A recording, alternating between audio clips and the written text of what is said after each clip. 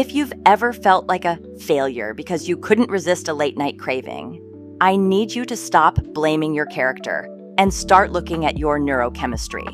You aren't weak, you are biologically overstimulated. Most weight loss advice tells you to use willpower to fight cravings. But willpower is a finite resource located in the prefrontal cortex, and cravings are a primal survival mechanism located in the basal ganglia. In a fight between your thinking brain and your survival brain, the survival brain wins 100% of the time. The secret to permanent weight loss isn't more willpower, it's neural repatterning. To stop the cycle, we have to understand the two chemical masters of your hunger, dopamine and serotonin. Dopamine, the chase molecule. Dopamine is often called the pleasure chemical, but that's a scientific lie. Dopamine is the chemical of anticipation. It is the more molecule. When you see a box of donuts or think about a salty snack, your brain releases dopamine. This doesn't make you feel full or satisfied. It creates a state of high alert craving. It is the chase that feels addictive. For many of us, our neural pathways have been fried by highly processed foods designed to hijack this system. This creates a dopamine loop. You see the food, the dopamine spikes. You eat the food, the spike crashes, and your brain immediately demands another hit to get back to baseline. This is why you can eat a whole bag of chips and still feel hungry 5 minutes later. Your stomach is full, but your dopamine receptors are starving. Serotonin, the satisfaction molecule. On the other side, we have serotonin. This is the chemical of satiety, peace, and enoughness. While dopamine says, go get it, serotonin says, I have everything I need. The problem with modern dieting is that it focuses entirely on restricting calories, which further depletes your serotonin. When your serotonin is low, your brain becomes hypersensitive to dopamine. This is why diets feel like a constant, agonizing battle. You are trying to live in a state of chemical deprivation while your brain is screaming for a dopamine hit just to feel normal again. Before we go deeper into the biology of cravings, I want to give you a massive shortcut. To help you manage these biological signals, we've put together a specialized guide, 25 natural remedies for weight loss. This isn't just about theory, it's a deep dive into the specific vitamins and minerals that help stabilize your system. For example, the guide details how chromium stabilizes blood sugar levels to decrease sudden waves of hunger and binging, and how magnesium controls the body's chemical reactions to stress, a primary cause of weight gain. It also covers natural brooms like fiber, which slows the digestive process and physically turns off your brain's hunger signals. If you want the full list of these 25 evidence-based tools to support your transition from fat storing to fat burning, click the link in the description to download your copy for free. The Somatic check-in, identifying the ghost hunger.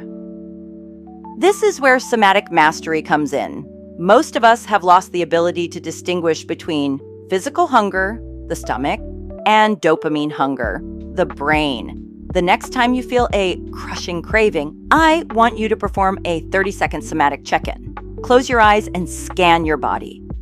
Physical hunger feels like a hollow sensation in the pit of the stomach, perhaps a slight lightheadedness or a physical growl. Dopamine hunger, ghost hunger, feels like a tightness in the throat, a restlessness in the chest, or a frantic, looping thought in the front of your mind. When you identify it as ghost hunger, you aren't fighting a physical need for calories. You're observing a neural misfire. By simply naming it, this is a dopamine spike, not physical hunger. You shift the power from your survival brain back to your conscious mind.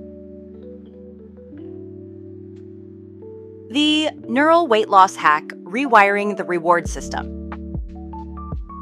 To fix this permanently, we have to retrain your brain to seek serotonin over dopamine. Here are 3 steps to start the repatterning today. The 15-minute buffer. When a craving hits, don't say no, say not yet. Tell your brain you will have the food in 15 minutes. This small gap breaks the instant gratification loop. During those 15 minutes, the dopamine spike will naturally start to subside, allowing your rational mind to step back in. Serotonin anchoring. Instead of seeking a high, dopamine, seek comfort. Serotonin. This means eating foods rich in tryptophan, like turkey, eggs, or cheese, and engaging in low-stimulation activities like a slow walk or deep breathing. This raises your baseline peace chemical, so you aren't constantly looking for a food-based rescue. Sensory substitution. The brain often confuses a need for sensory stimulation with a need for food. If you are bored or stressed, your brain wants a change in state. Try a high-intensity non-food stimulus. Splash freezing cold water on your face. Listen to a high-energy music track, like the ones we use in these videos. Or do 10 fast jumping jacks. This provides a clean dopamine hit without the caloric crash. The environmental neural trigger, rewiring your space. We often think of cravings as something that happens inside us, but they are frequently triggered by the world around us. Your brain is a master at association. If you always eat chips while sitting on a specific spot on the couch, or if you always grab a sugary drink at a specific time during your work shift, your brain creates a neural anchor. The moment you sit in that spot or check the clock, your brain preemptively releases dopamine. You aren't craving the food yet, but you are craving the anticipation of the reward. This is why willpower fails. You are fighting a ghost. To beat this, you have to perform environmental repatterning, change the variables. If you usually eat in front of the TV, try eating at a table in silence for 3 days. If you always crave a snack during a specific part of your route home from work, change your physical state by stepping out of the car or playing a high-energy music track that disrupts the routine. By changing the physical context, you scramble the neural trigger.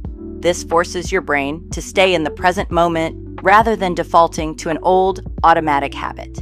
This is the essence of somatic mastery, being aware of your body's reaction to your environment before the craving even begins. Ending the war. Weight loss is not a war against your body. It's a reconciliation with your nervous system. When you stop treating yourself like a failure and start treating yourself like a biological system that needs rebalancing, the weight begins to fall off naturally. You don't need zero willpower. You need a neural strategy. We aren't just changing what's on your plate, we are changing how your brain perceives the world. Be on the lookout for the next video where we tackle the 6 p.m. stress crash. Don't forget to like the video, be sure to subscribe and follow, and I'll see you in the next video.